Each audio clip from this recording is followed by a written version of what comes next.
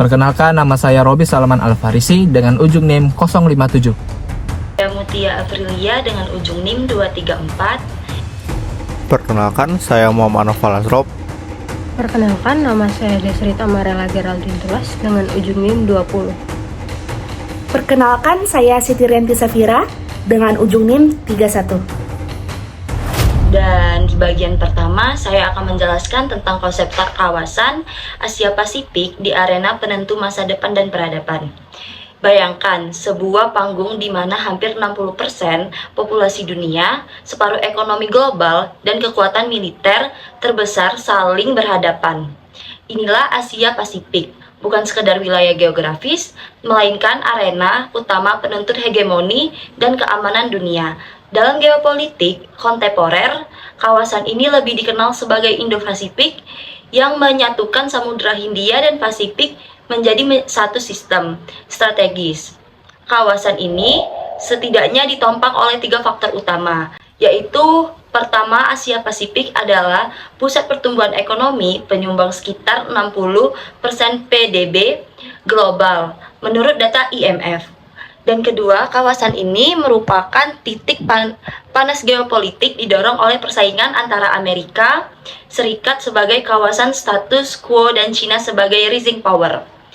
Ketegangan di Laut Cina Selatan dan Selat Taiwan menunjukkan tingginya potensi konflik. Dan ketiga, perairan ini adalah jalur penting perdagangan dunia. Data IMO mencatat 50 hingga 60% volume maritim global melintasinya. Dari sisi militer, laporan SIPRI 2023 menunjukkan dari setengah pengeluaran militer dunia berasal dari negara-negara Indo-Pasifik. Angka ini adalah indikator yang nyata dan identifikasi kompensasi kekuatan yang serius. Dengan demikian, Asia Pasifik bukan hanya pusat ekonomi dunia, tetapi juga pusat perubahan struktur kekuatan global. AUKUS diumumkan pada 15 September 2021 oleh Australia, Amerika Serikat, dan Inggris sebagai respons atas perubahan distribusi kekuatan di Indo-Pasifik, terutama kebangkitan militer Cina. Bagi Australia, dinamika ini semakin terasa setelah hubungan bilateralnya dengan Cina memburuk sejak 2020 karena investigasi COVID-19 dan sanksi perdagangan. Merasa lingkungan strategisnya terancam, pemerintah Australia membatalkan kontrak pengadaan kapal selam konvensional dengan Prancis pada 2021. Kapal selam konvensional dinilai memiliki keterbatasan daya jelajah dan ketahanan untuk wilayah Indo-Pasifik yang luas. Australia membutuhkan platform yang mampu beroperasi lebih lama, lebih jauh, dan sulit terdeteksi. Oleh karena itu, AUKUS didirikan dengan 2 pilar utama. Pilar pertama adalah transfer teknologi kapal selam bertenaga nuklir sebagai sumber energi bukan senjata. Pilar kedua mencakup kerjasama teknologi pertahanan canggih termasuk kecerdasan buatan, komputasi kuantum, dan sistem hipersonik. Dengan demikian, AUKUS bukan sekedar kerjasama teknis, melainkan bagian dari konfigurasi ulang arsitektur keamanan Indo-Pasifik.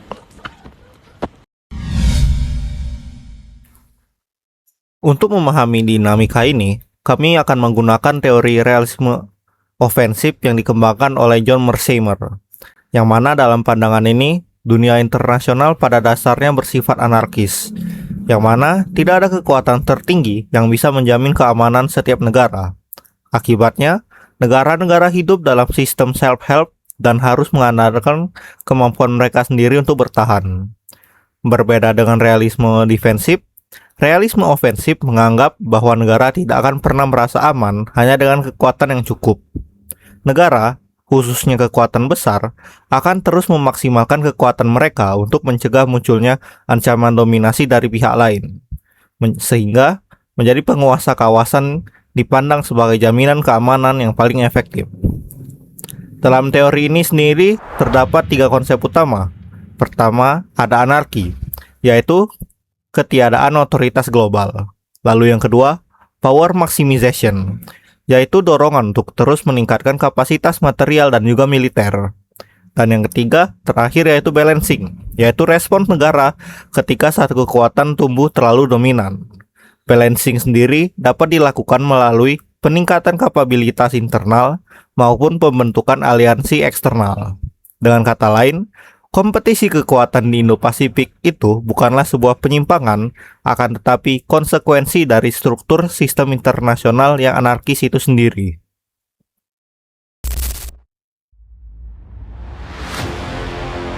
Australia saat ini berada dalam posisi strategis yang cukup rumit.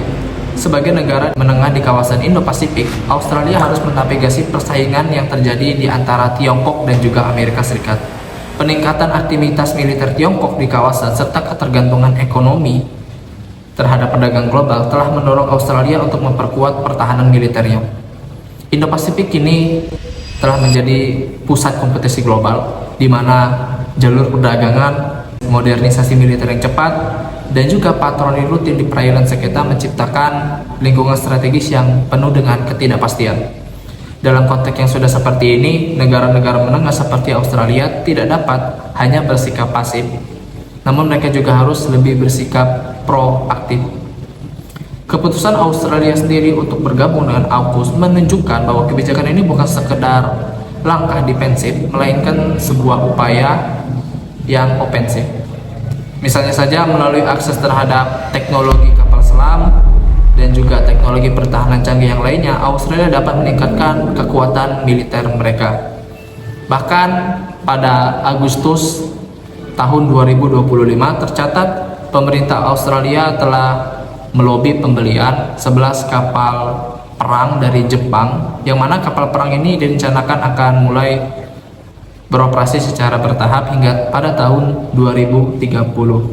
Jikalau kita menganalisis melalui realisme ofensif, sebenarnya langkah Australia ini adalah sebuah tindakan yang rasional dalam sistem dunia yang anarkis. Di dalam dunia yang anarkis, negara-negara dituntut untuk mencapai tingkat hegemoni melalui peningkatan kekuatan militer mereka. Australia sebenarnya tidak hanya berupaya bertahan, tetapi mereka juga memastikan bahwa tidak ada kekuatan dominan yang mendominasi satu kawasan. Dengan begitu, AUKUS merupakan bentuk dari strategi balancing yang bersifat struktural, bukan kebijakan reaktif semata. Dalam perspektif realisme ofensif, AUKUS berpotensi memperkuat dinamika security dilema di Asia Pasifik. Ketika Australia meningkatkan kemampuan militernya untuk memperkuat keamanan nasional, langkah tersebut dapat dilihat oleh China sebagai ancaman. Pandangan ini mendorong respons penyeimbangan kekuatan yang pada akhirnya meningkatkan ketegangan kawasan. Negara anggota ASEAN pada akhirnya berada di posisi yang sulit. Di satu sisi, ada yang menganggap kerjasama militer AUKUS bagus untuk membendung kekuatan China. Namun, di sisi lain, ada juga yang takut hal ini malah dapat memicu perang atau melanggar aturan kawasan bebas senjata nuklir. Intinya, situasi ini membuat ASEAN sulit untuk bersatu dan menjadi tantangan berat untuk menjaga perdamaian Asia Tenggara. Kawasan Asia Pasifik diprediksi akan semakin terbelah karena munculnya kubu-kubu pertahanan baru. Persaingan ini bukan cuma soal adu militer, tapi juga merambah ke dunia teknologi siber hingga AI. Meski begitu, nasib kawasan ini tidak cuma ditentukan oleh negara-negara besar saja. Negara-negara lain seperti Indonesia masih mempunyai peluang untuk mengajak mereka bernegosiasi, membangun rasa saling percaya, dan juga memastikan perselisihan tidak berubah menjadi perang terbuka. AUKUS adalah bukti bahwa peta kekuatan di Asia Pasifik sedang berubah drastis. Masalahnya bukan terkait apakah kawasan ini akan menjadi pusat perhatian dunia, tapi bagaimana negara-negara di sini bisa bersaing tanpa konflik terbuka. Nasib Asia Pasifik akan sangat bergantung kepada bagaimana para pemimpin negara mengelola hubungan negara di tengah persaingan dunia yang makin panas.